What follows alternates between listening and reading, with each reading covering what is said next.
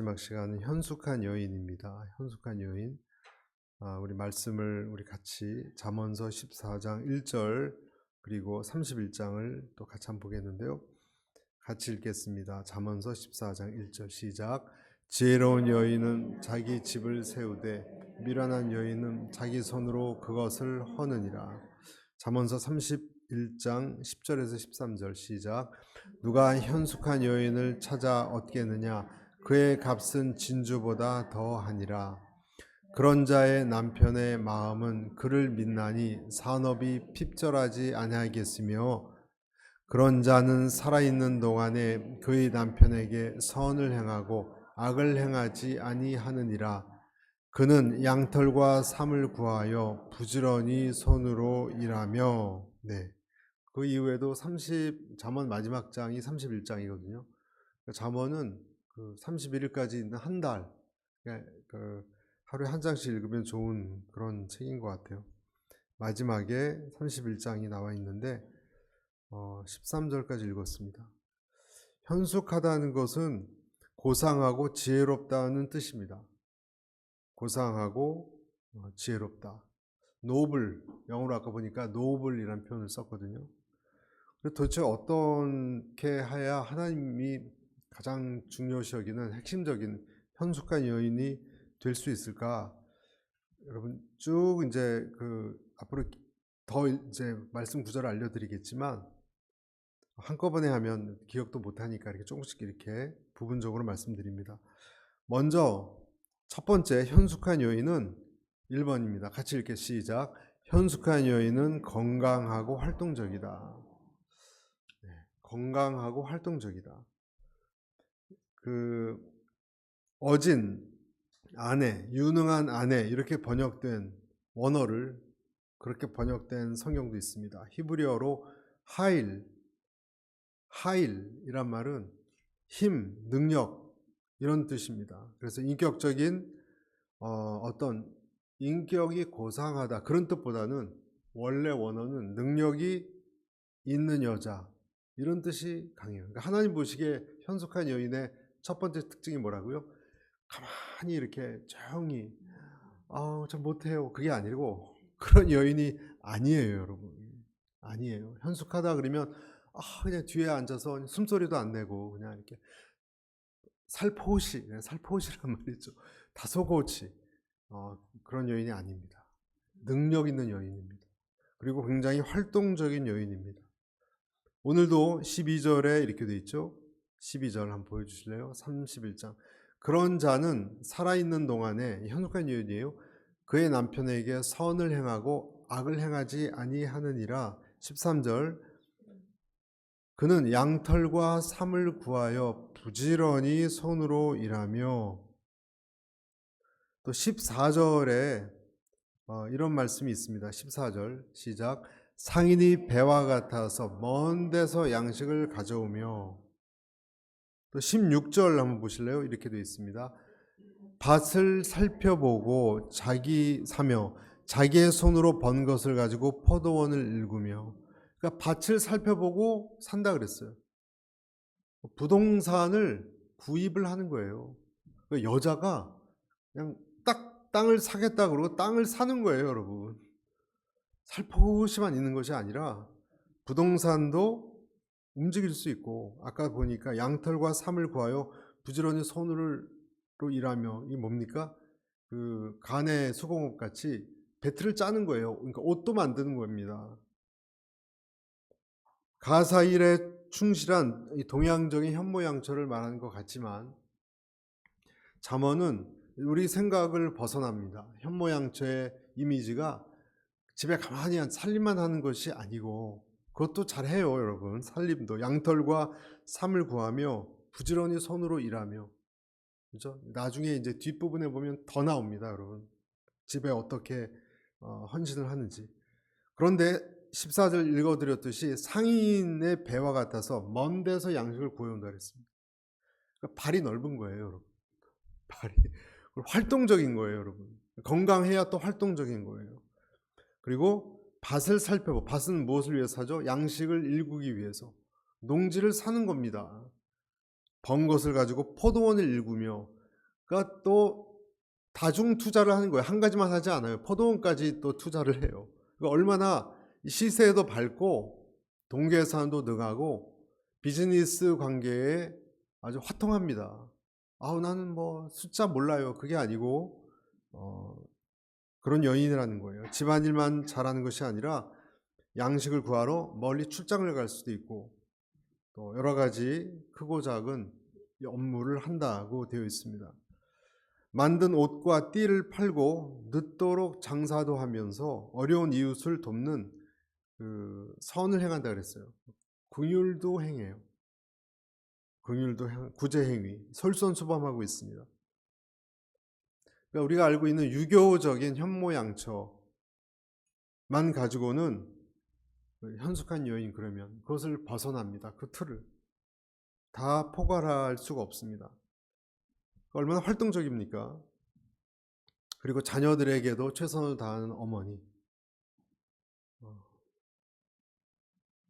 이런 모습에 대해서 어떤 그 여성학자는 이 현숙한 여인을 열심히 연구한 여성학자가 있어요. 우리나라 여성학자가 우리 한국의 조상들의 삶과 크게 다르지 않다. 이렇게 얘기하기도 했습니다.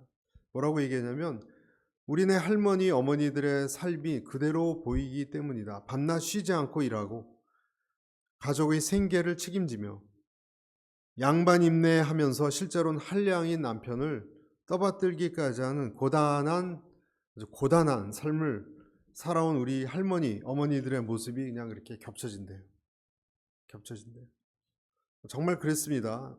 특히 우리나라는 남성 중심의 이 사고방식이 많아서 우리 선조 여성들이 어려운 삶을 감내했습니다. 그런데 저 멀리 이스라엘 땅에서 살았던 할머니들, 어머니들도 별로 다르지 않았대요. 어떤 사람은 그래서 너무 여자만 고생하는 것 같아서 여성을 억압하는 그런 말씀이다라고 비판하는 것도 있지만 그러나 그것이 초점이 아니고 여러분 그것이 초점이 아니고 더 중요한 것은 이 지혜로운 현숙한 여인은 가정에서 그렇죠? 그리고 일터에서 일도 있었어요. 심지어는 시장에서 다른 사람들하고 건강한 인간관계를 맺고 살았다는 거예요.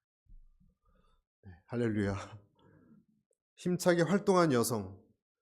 조선의 우리나라 그 유교의 삼종지도라는 것이 있죠. 제일 먼저 아비를 섬기다가 결혼하면 남편을 섬기다가 나중에는 아들을 섬기는 듯 그런 식으로만 하는 그런 의식이 아닙니다.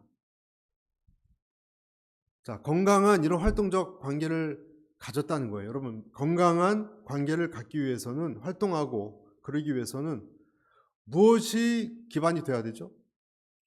이것이 더 중요한 것 같아요. 무엇이 이렇게 할 수 있게 하죠? 내 자신에 대한 뚜렷한 정체성이 있어야 되고요. 그리고 인생에 초점이 있어야 돼요. 그러니까 내가 무슨 일을 할 때는 내가 도대체 어떤 위치고, 그렇죠? 내가 아무 사람도 아닌 사람이면 아무 일도 못합니다, 여러분. 아유, 난 아무것도 아니에요. 그렇게 말하죠, 우리가. 겸손이 아닙니다, 여러분. 기독교에서는. 내가 하나님 앞에서 분명한 정체의식을 여성이라도 갖고, 그러면 뭐가 또 생기냐면 삶에 초점이 생겨요. 초점, 정체성과 초점이 있을 때, 분명할 때, 동요하지 않고 하나님 앞에서나 사회에서, 사람들 앞에서 크리스찬 현숙한 여인은 동요하지 않고 힘있게 그리고 긍정적으로 나갑니다. 이것을 우리가 기억해야 됩니다. 1차 세계대전 때 정말 죽음의 공포 앞에서 군사들을 무수히 전도했던 사람 중에 오스왈 챔버스라고 있어요. 저희 교회에서 북스터디도 한 적이 있는데 오스왈 챔버스 그 주는 나의 최고봉 책 아시죠? 그 책 쓴 사람이에요. 오스왈드 챔버스의 뒤에는 현숙한 아내 비디 챔버스라는 여성이 있었습니다.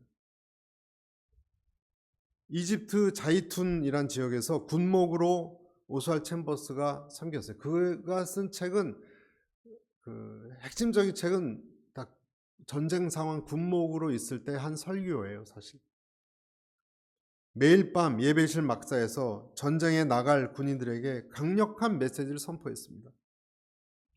그래서 그 메시지 때문에 군인들이 진짜 위로를 얻었어요. 그리고 평안을 얻었어요. 내일이면 어떻게 될지 모르는데, 내일 모레면 어떻게 될지 모르는데. 그리고 주님을 영접하는 군인들이 많았다고 합니다. 근데 남편 옆에서 군인들에게 식사를 이렇게 섬기고 했던 아내가 비디 챔버스인데, 남편의 이 메시지를 속기를 배워서 부지런히 다 그것을 기록해 두었어요. 근데 남편이 43세에 죽었거든요. 굉장히 일찍 죽었습니다. 오스왈드 챔버스가. 젊은 나이로 소천한 다음에 이 군인들이 이 챔버스의 메시지가 너무 좋으니까 그렇게 그리워했어요. 그래서 책으로 만져주기를 원했는데, 이때 그 속기를 한 부인이 그것을, 남편 메시지를 다 엮어서 편집해서 인쇄해서 전쟁터에 있는 군인들에게 그 영적인 양식을 다 나눠줬습니다. 이것이 오늘날 오스왈드 챔버스의 영성이 전 세계로 뻗어나게 된 계기가 되었다고 해요. 활동적이죠, 여러분. 가만히 앉아있지 않았죠. 할 일을 찾아서 했죠. 성경에는 어떤 여인이 또 있느냐? 현숙한 여인의 좋은 예가 룻입니다. 룻. 여러분, 룻을 한번 생각해 보세요. 어떤 생각이 있었길래 본인이 그냥 모압 땅에서 살아도 돼요. 다시 재혼해서. 그런데 무엇 때문에 어머니를 따라서 다시 본인은 낯선 땅인 유대로 돌아갔을까? 그리고 돌아가서 무엇을 했는지 아시죠, 여러분? 이방 여자가 밭에서, 그것도 젊은 여자가 이삭을 줍는 일을 했습니다. 나달을 줍는 일을. 보통 사람 같으면, 여러분, 자존감이 낮은 사람이면 창피해서 못합니다. 창피해서 못합니다. 쉬운 일이 아니었대요, 그것이. 사람들에게 질시도 받고 어려운 일입니다. 시어머니가 시키지도 않았는데, 그렇죠? 봉양하기 위해서 밭으로 나가서 얼마나 열심히 일했는지 몰라요. 남들이 시선이 어떻건 간에 긍정적인 마인드가 있어야 여러분 활동도 해요. 마음이 늘 우울하고 비참하면 나가지도 않습니다, 사람들은. 그런데 룻이 적극적으로, 아마 하나님에 대한 믿음이 아니었을까. 그러니까 나중에 뭐라고 했느냐? 그거 다 봤어요, 여러분. 저 여자가 어떻게 활동하는지. 그래서 룻기 3장 11절에 이렇게 나옵니다. 보아스가 한 말이에요. 내가 현숙한 여자인 줄을 나의 백성이 다 아느니라. 다 아느니라. 정확하게 평가했습니다. 여러분, 초점이 맞춰져 있으면 삶의 기운이, 긍정적 기운이 끊기지 않습니다. 끊기지 않습니다. 사무엘상에도 비슷한 얘기가 있어요. 이건 남자건 여자건 똑같아요. 사무엘상 16장 11절에 아직 막내가 남았는데 그는 양을 지키나이다. 누굴 얘기죠? 다윗에 대한 얘기예요. 막내는 불러오지도 않았어요, 여러분.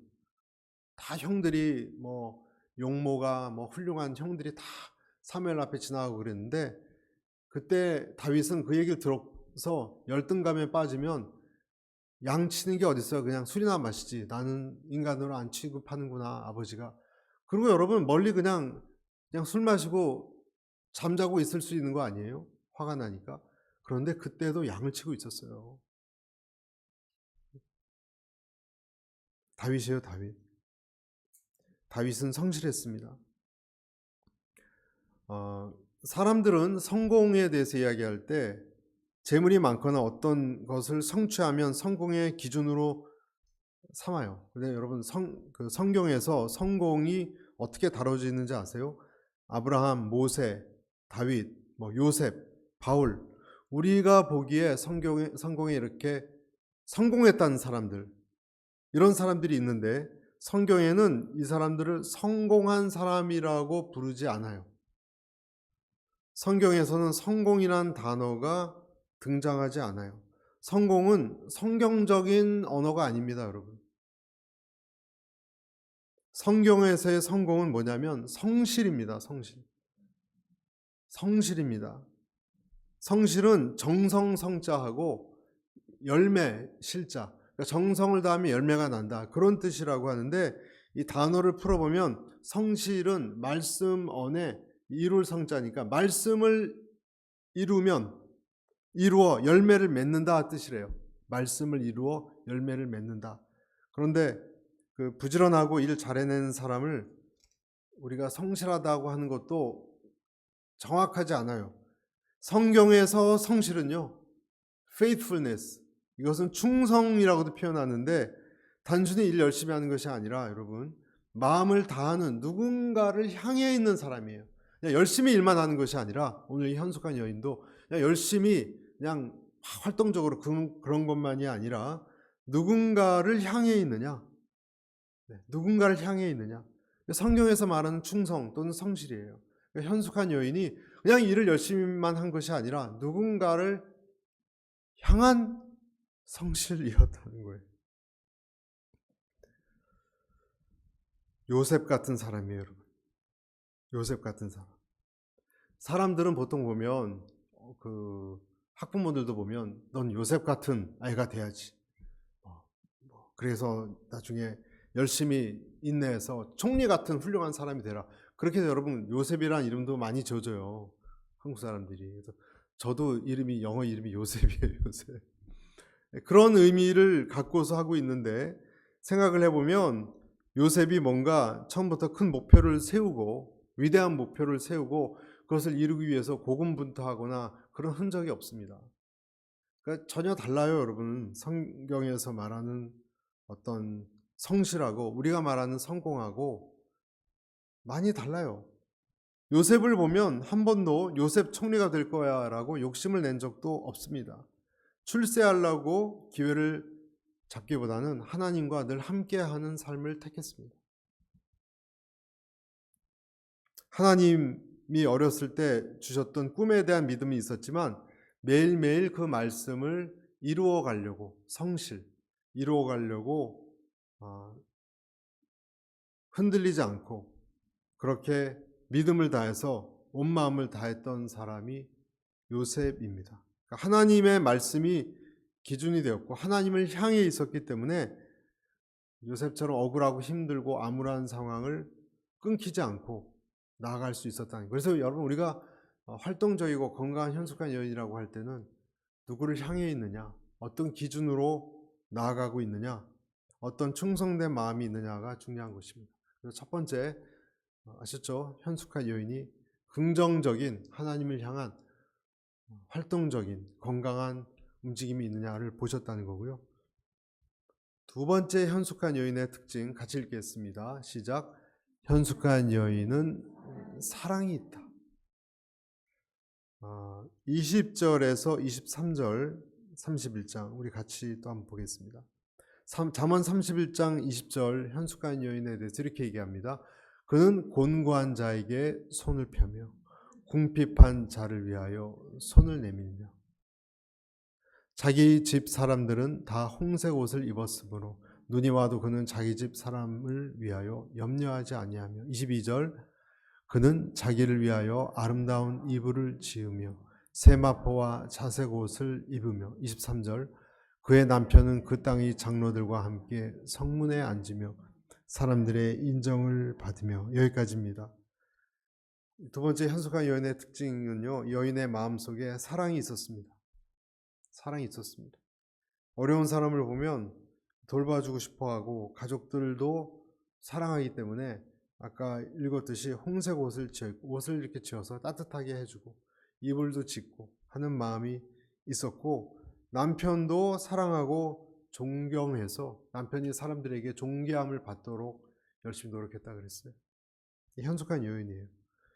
여기서 중요한 것은 뭐냐면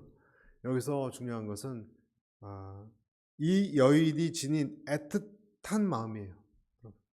애틋한 마음이에요. 누구에 대해서? 가족이나 이웃에 대해서. 여러분, 어떤 사람이 일도 잘하고 능력도 있고 활동적인데 모범적으로 잘 살아가고 있는데 가슴이 차갑다면 어떻게 하시겠어요? 다 잘해요, 일도. 그런 사람 가끔 보죠, 여러분. 능력도 있고 샤프하고 잘하고 처리를 잘하고 있는데 주변 사람들이 그래서 그 사람에 대해서 좋게 평가하고 있는데 그 사람의 마음이 냉랭하다면 사람들은 감사하지만 조금 불안할 것입니다. 불안할 것입니다.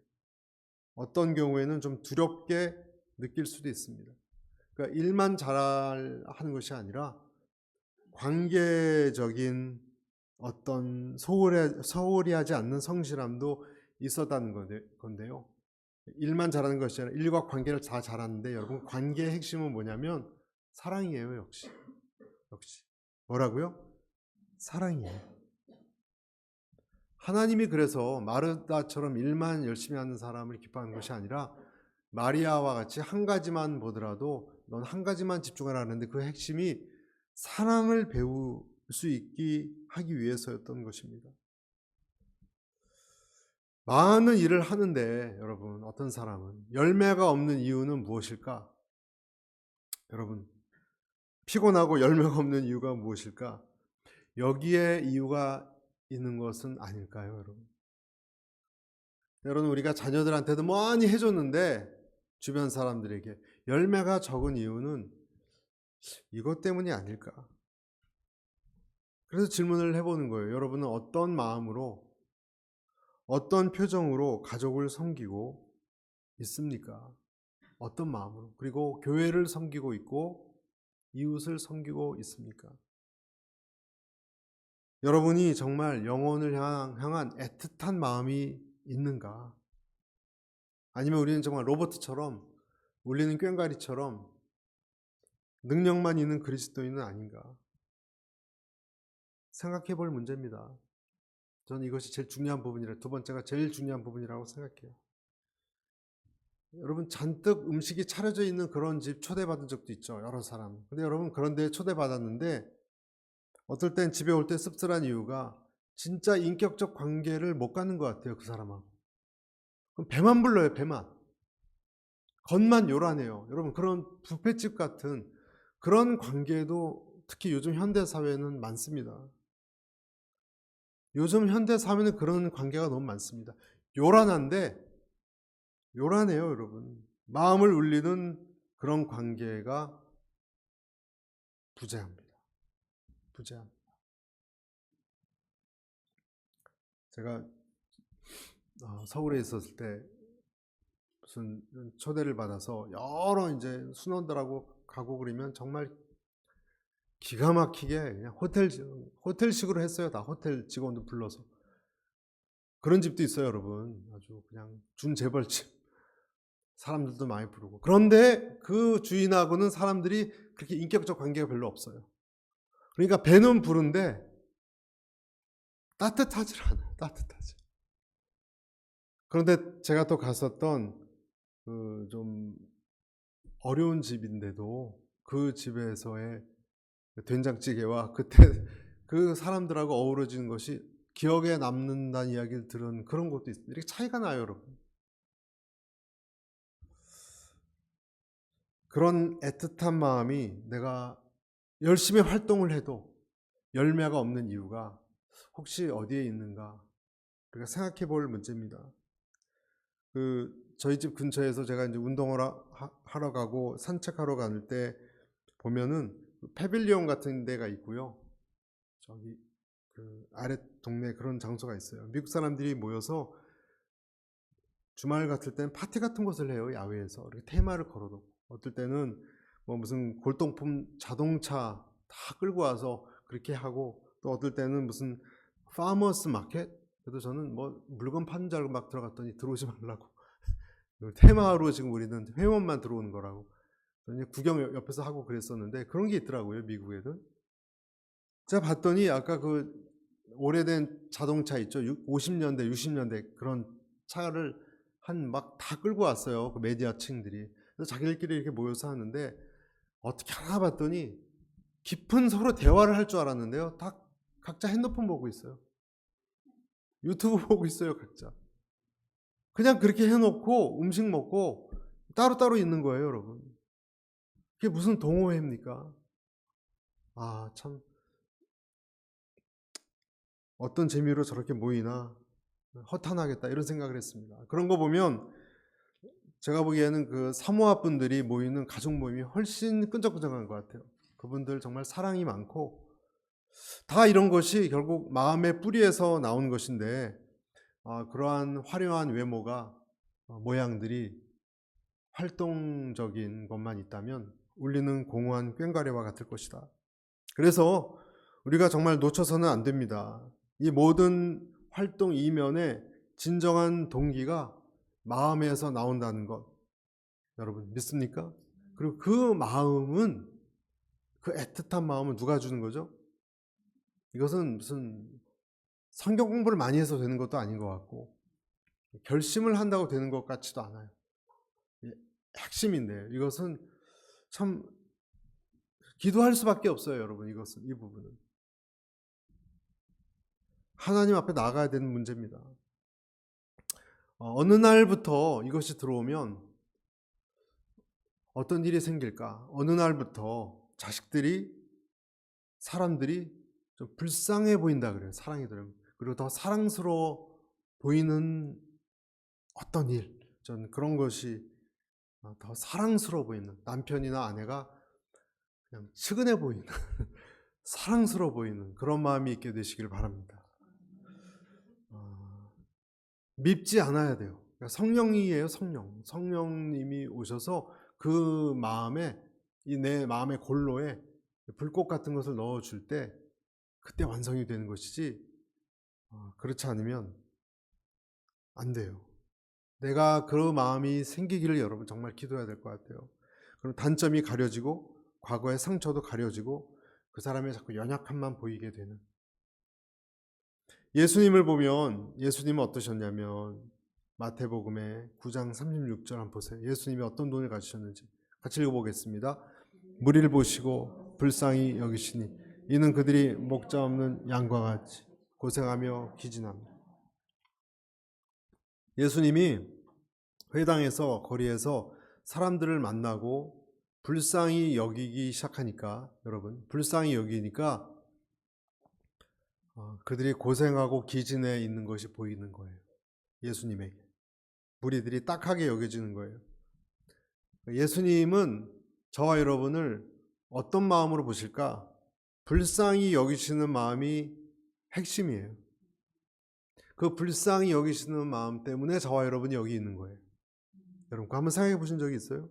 논리로는 풀 수가 없어요. 이 문제는 이성으로는 풀 수가 없어요. 설명이 안 돼요. 내가 여러분이 구원을 얻어야 될 논리적인, 이성적인 이유가 있습니까? 사람 사이도 마찬가지예요, 여러분. 사랑이라는 것은 굉장히 비논리적이에요. 남녀 관계도 함께 있고 싶고, 머리 스타일이 좀 이러면 머리 스타일 이렇게 좀 했으면 좋겠다라고 간섭도 하고 싶고, 잘해주고 싶고, 이런 음식을 먹으면 당신한테 더 좋아하라고 건강한 음식 자꾸 참견하고 싶고, 그렇죠? 그러고 싶지. 내 인생은 내가 알아서 할 테니까 나 참견하지 마. 그러면 여러분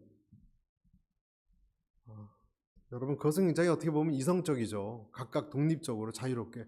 그것이 무슨 사랑입니까? 그러니까 사랑이라는 것 자체가 여러분 이성적이지 않아요. 여러분 이성적이지 않아요. 사랑이라는 것 자체가 crazy love예요. 시간을 낭비하는 거예요, 여러분. 내 미래를 위해서 써야 될 시간을 어떻게 보면 낭비하는 거예요. 간섭하고 부자유스럽고 이성적이지 않습니다. 그런데 그것이 사랑이에요. 이성적이라면 각각 자유롭게 살도록 내버려둬야 되는 거예요. 그러니까 얼마나 여러분 사랑이란 것이 목표인데 그것이 비이성적인 거예요. 생각해 보면 성령의 열매도 9가지가 아니라 사실은 성령의 열매 9가지 있죠, 여러분. 한 가지예요, 한 가지. 사랑이 뿌리예요. 오래 참음도 마찬가지예요, 여러분. 오래 참음, 자비로움, 사실 사랑이 뿌리예요. 사랑이. 오래 참는 것은요, 사랑해야 오래 참아요. 강아지 한 마리를 산책시킬 때도 강아지 사랑하지 않으면 빨리 오라고 그냥 목을 팍팍 당기죠. 사랑하면 강아지가 풀을 냄새를 맡고 지체돼도 기다리는 거예요. 똑같은 원리예요. 사랑하지 않으니까 소리를 치고 거칠었던 거예요. 인내하지 못하는 거예요. 천천히 그 사람과 걷지 못하는 것이고 양선, 자비, 절제 못합니다. 그 사람을 위해서 참지 못합니다. 그래서 애틋한 마음, 예수님도 제자들이 왔을 때 율법을 한마디로 정리해 달라 그랬을 때 하나님 사랑, 이웃 사랑이라고 말한 거예요, 여러분. 우리가 너무나 잘 아는 것인데, 그렇죠? 새로울 것이 없는 내용이에요. 그런데 새로울 것이 없는 잘 아는 것이 제일 중요한 것입니다. 제일 중요한 것입니다. 그래서 크리스찬이 됐는데 내 안에 냉랭하다. 기도해야 됩니다, 여러분. 뭔가가. 난로를 샀는데 불꽃이 없는 거예요. 그러나 이 현숙한 여인이 사랑이라는 불꽃이 있을 때 주변 사람들을 살릴 수 있습니다. 아멘.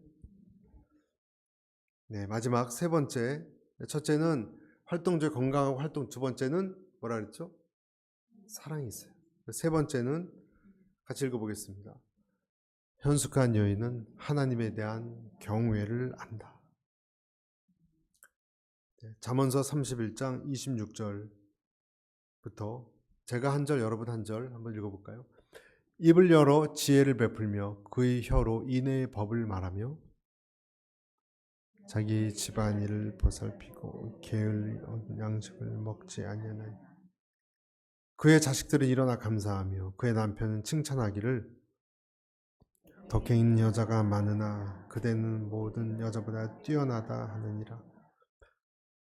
고운 것도 거짓되고 아름다운 것도 헛되나 오직 여호와를 경외하는 여자는 칭찬을 받을 것이라. 그의 손의 열매가 그에게로 돌아갈 것이요 그의 행한 대로 말미암아 성문에서 칭찬을 받으리라. 결론적으로 성숙한 여인은 하나님을 경외하는 여인입니다. 하나님에 대한 경외가 무엇인지 아는 여인입니다. 능력이 있고 그래서 그 여인에게 노블이라는 표현을 썼어요. 영어로 노블. 내면에 어떤 존귀함이 있는 것입니다.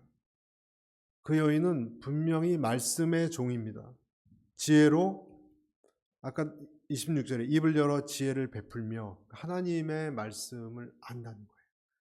하나님 말씀을 가르치고 또 후일을 준비하기도 합니다. 그래서 그 말씀으로 자식을 양육하고 남편을 잘 세워드리고 사람들에게 최고라고 말하는 여인이 현숙한 여인입니다. 그러니까 현숙한 여인은요, 고운 여자도 아니고 아름다운 여자도 아니에요. 이런 것들은 다 사실은 어떤 면에서는 거짓된 것이고 헛된 거예요. 다 사라지니까. 현숙한 여인은 한마디로 하나님을 경외하는 여인입니다. 현숙한 여인을 여러분 이 마지막 부분인데 다르게 해석할 수 있어요. 의인화된 여성으로서 지혜를 말할 수도 있어요. 그러니까 무슨 말이냐면 잠언서 3장에 보면 지혜를 얻는 자는 복되다 이렇게 얘기했는데 인간이 마땅히 찾아야 될 것이 뭐죠? 지혜잖아요. 그런데 잠언의 첫 장에 나온 지혜가 너희를 부르고 있지 않느냐? 지혜가 문 밖에서 거리에서 너희를 부르고 있다는 말씀. 이것이 맨 마지막 장에 여성이라는 단어로 지혜로 마무리가 되고 있다. 이렇게도 볼 수 있습니다. 그러니까 지혜를 하나 여성화시킨 것이 현숙한 여인이다. 이렇게 볼 수 있어요. 그리고 또 한 가지는 우리 모두는요, 그리스도인의 신부이고 교회라는 것 여러분 아시죠? 그러니까 남자건 여자건 우리는 다 현숙한 여인이라는 거예요. 그런 뜻에서. 교회가 현숙한 여인이에요. 여러분, 교회가, 성도가 현숙한 여인이에요. 그러니까 이 말씀은 여성들에게만 주는 것이 아니에요, 여러분. 교회가 저와 여러분이 예수님의 신부이기 때문에. 무슨 말인지 아시겠죠? 성경 이사야서 54장 5절에 이렇게 되어 있습니다. 이는 너를 지으신 이가 내 남편이시라. 그의 이름은 만군의 여호와시며 내 구속자는 이스라엘이 거룩한 이시라. 그는 온 땅의 하나님이라 일컬음을 받으실 것이라. 너를 지으신 이가 내 남편이시라. 우리는 누구예요? 신부라는 거예요. 그리스도를 사랑하고 섬기고 따르는 성도가 현숙한 여인이라고 할 수 있습니다. 성도가. 그래서 그 현숙한 여인이라고 부르는 성도는 참된 성도는 어떤 성도냐? 부지런하고 충성되고 활동적이고 건강하고 첫 번째 말씀드렸죠. 두 번째, 애틋한 사랑이 그 안에 담겨져 있고 그릇 안에 사랑이 온기가 이렇게 있고요. 그 다음에 세 번째, 하나님에 대한 주를 경외하는 마음. 여러분, 주님을 경외하는 마음이 내 안에 있게 되시길 바랍니다. 그러면 그 경외하는 마음은 참 신기한 게요. 태양을 품은 사람처럼 경외하면요, 하나님이 태양처럼 내 마음에 이렇게 들어와 있는 거예요. 그럼 어떻게 되겠어요, 여러분? 태양 같은 하나님을 내가 마음에 모시고 사는 사람은 내 마음에 약동하는 에너지가 있습니다. 에너지가 있습니다. 감미로운 어떤 힘이 끊이지 않습니다. 여러분, 아침에 일어날 때 힘이 빠지고 일어나기도 싫고 내가 아무것도 하기 싫고 그럴 때 하나님을 경외하는 마음으로 하나님 바라보시면 경외하는 마음이 내 안에 태양처럼 들어와요. 그 힘으로 사는 거예요, 여러분. 기독교인은요, 경외가 사라지면 마치 요즘 햇볕이 강하잖아요. 식물이 햇볕을 못 보면 죽는 것처럼 우리는 하나님을 바라볼 때만 살아나요. 여러분, 한번 테스트해 보세요.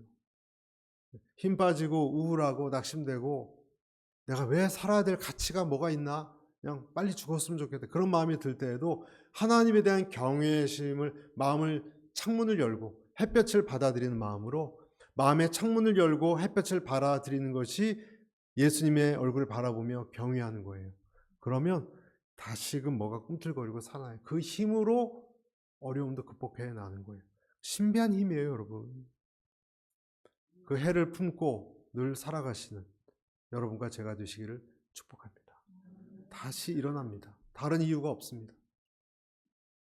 그 경외감에 붙들린 사람이 성도입니다. 그 사람이 현숙한 여인인 성도입니다. 그렇게 살아갈 수 있게 되시기를 주님의 이름으로 축복합니다. 같이 한번 기도하겠습니다.